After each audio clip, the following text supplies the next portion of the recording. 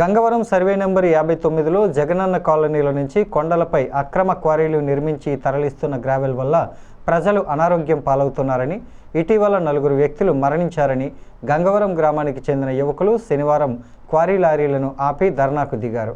పెదముసిడివాడ నుంచి దువ్వాడ వరకు నిర్మిస్తున్న 100 అడుగుల వెడల్పు గ్రావెల్ రోడ్డు నిర్మాణానికి లేదా జగనన్న కాలనీలో అంతర్గత రోడ్ల నిర్మాణానికి తాము వ్యతిరేకం కాదని, పెద్ద డాంపర్లు క్వారీ లారీలతో నిత్యం వందలాది లారీల్లో గ్రావెల్ తరలించడంతో ఏర్పడుతున్న ధూళి కాలుష్యం వల్ల తమ గంగవరం గ్రామంలో ప్రజలు శ్వాసకోశ వ్యాధులు, చర్మ వ్యాధులతో మంచం పట్టారని ఆ గ్రామ యువకులు మాటూరి గణేష్ నాయుడు, శ్రీనివాసు సహా 50 మంది యువకులు మీడియా ముందు వాపోయారు.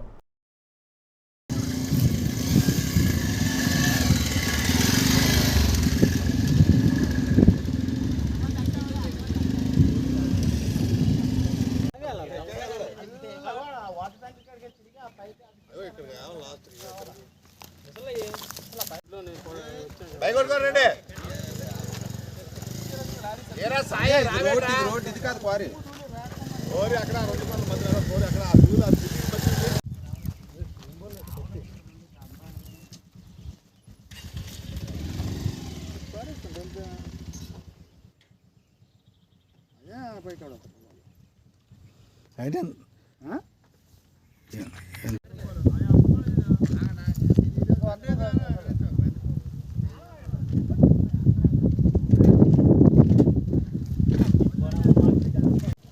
ఛాన్స్ చేసింది గవర్నమెంట్ ఇన్ని కోట్ల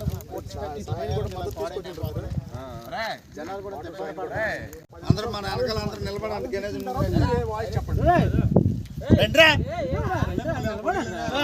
మీ పేరు చెప్పండి. నా పేరు గణేష్. నేను గంగవరం గ్రామంలో నివసిస్తున్నాను. మాకు ప్రాబ్లం వచ్చేసి క్వారీ రూట్ అనేది ఇది అఫీషియల్ కాదు. క్వారీ రూట్ ఇచ్చాక గ్రామస్తులకి పరిశీలించి ఏ క్వారీ ఆఫీసర్ అయినా రూట్ ఇవ్వడం జరుగుతుంది. ఏ నోటీస్ కూడా గ్రామస్తులు పెట్టకుండా ధూళి దుమ్ముతో విపరీతంగా పెరిగిపోయి మార్నింగ్ అన్నం తింటప్పుడు ఆ అన్నం తినేది ఇసుకలా కసకసలు ఆడి ప్రాణం 4 ఈ నెలలోనే అనారోగ్యంతో చనిపోయారు. పాడు పంటలు పోవడము, అనారోగ్యంతో ఇన్ఫెక్షన్స్, వాటి వల్ల చాలా ఒక ప్రాబ్లం అని కాదు, వాటి వల్ల క్యాన్సర్ రావచ్చు, ఫీవర్ రావచ్చు, డెంగ్యూ ఫీవర్స్, డస్ట్ వల్ల ఇన్ఫెక్షన్ చాలా ఎక్కువ వచ్చేస్తుంది సార్. మాకు వచ్చేసరికి ఈ సమస్య తీరుస్తారని మా పై అధికారుల వరకు తీసుకెళ్ళి మాకు ఈ సమస్య తీర్చి మమ్మల్ని మాకు న్యాయం చేసి మమ్మల్ని ఆరోగ్యం ఉంచుతారని మేము మనస్ఫూర్తిగా తెలియజేస్తున్నాం సార్. ఈ సమస్య 2-3 సార్లు తీసుకెళ్ళడం జరిగింది.